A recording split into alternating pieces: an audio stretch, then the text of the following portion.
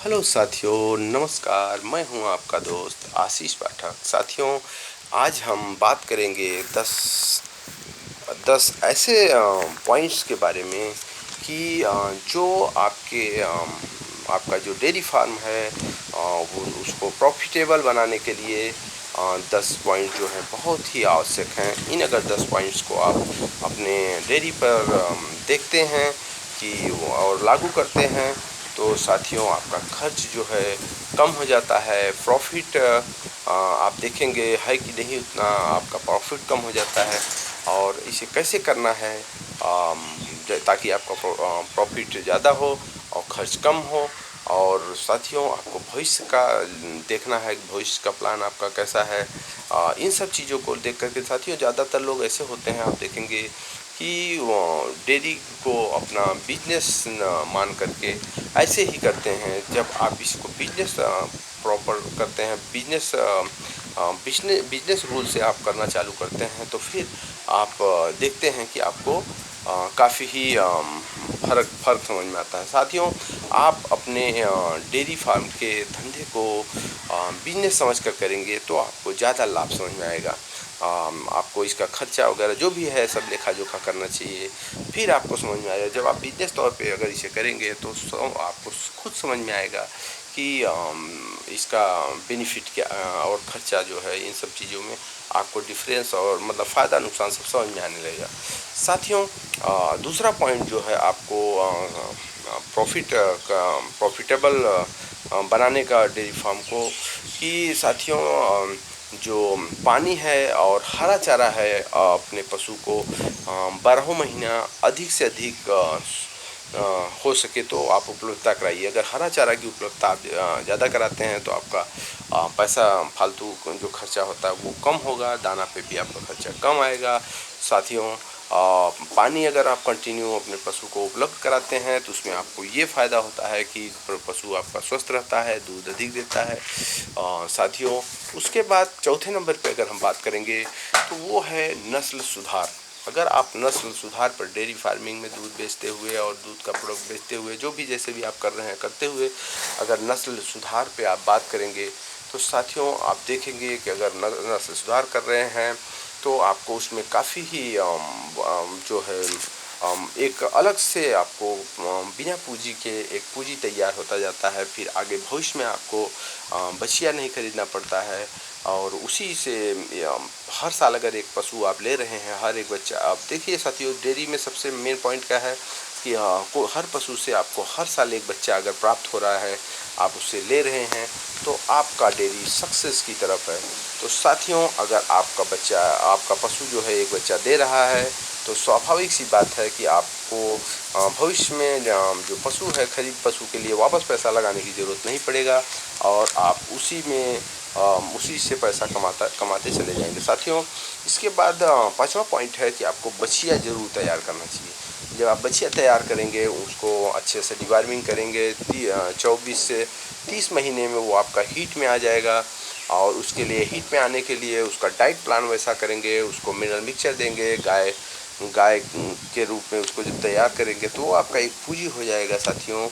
और इसके साथ साथ आपका अगर अच्छा ब्रीड है तो आपका घर का ब्रीड होगा तो उसका फ़ायदा आपको कुछ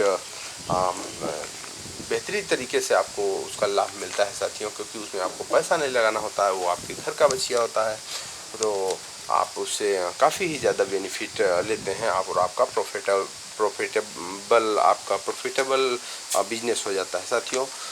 अगर आप बछिया तैयार करते हैं तो उसके बाद जब पशु आपका हीट में जब पशु आता है तो उसे मिस ना करें साथियों। अगर आप मिस कर देते हैं तो आप देखते हैं कि पशु धीरे धीरे आपका कंसीव करने की क्षमता कम करने लगता है। जब भी आपका पशु हीट में आ रहा है तो आप उसे तुरंत सीमन कराइए, उसको एआई कराइए साथियों। उससे क्या होगा कि आपका पशु जो है बाजपन की तरफ नहीं जाएगा।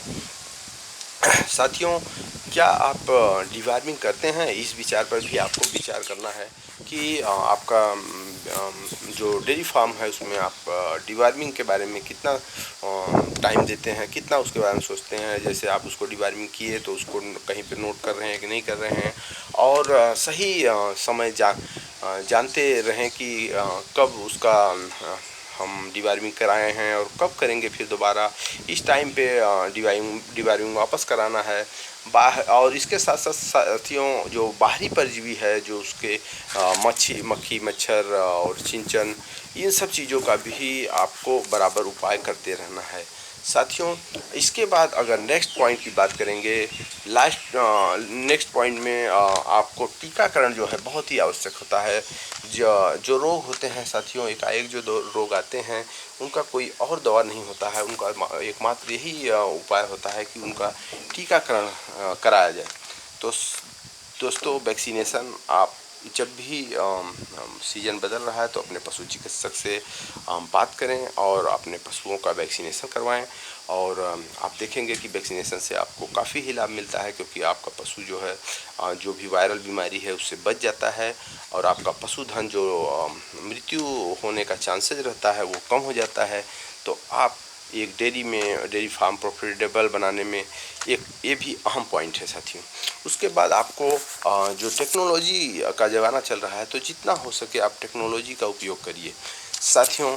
टेक्नोलॉजी का मतलब है जैसे मिल्किंग मशीन है, और उसके साथ जो चाप कटर अभी आ रहा है, और एक से एक। और उसके बाद जो टेक्नोलॉजी में आप देखेंगे कि भी साइलेज मेकिंग के बारे में आप समझ रहे हैं, समझें, और उससे लेबर और समय अपना बचाएं साथियों। जब आपका लेबर कम लगेगा और कम समय में ज़्यादा काम होगा, तो आपको स्वाभाविक है कि आपका डेयरी जो है प्रॉफिट की तरफ जाएगा, और आप उसका अधिक से अधिक लाभ पाएंगे साथियों।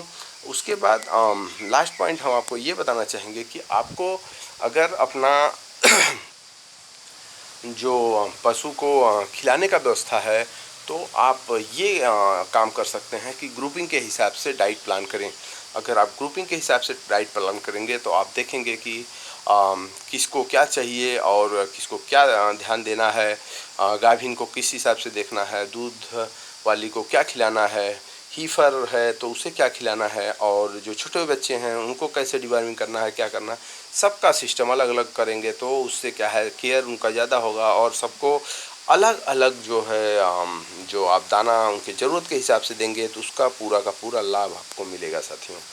तो ये सब जो पॉइंट्स हैं साथियों, ये आपके डेयरी फार्म को प्रॉफिटेबल बनाते हैं और आपको अधिक फ़ायदा लेकर के आते हैं। तो साथियों, हमारे ऐसे ही वीडियो आप देखते रहें, और फिर आगे ऐसे ही वीडियो, जानकारी भरी वीडियो लेकर के हम आते रहेंगे। और आप स्वस्थ रहें, मस्त रहें, अपना ख्याल रखें, और वीडियो देखने के लिए धन्यवाद।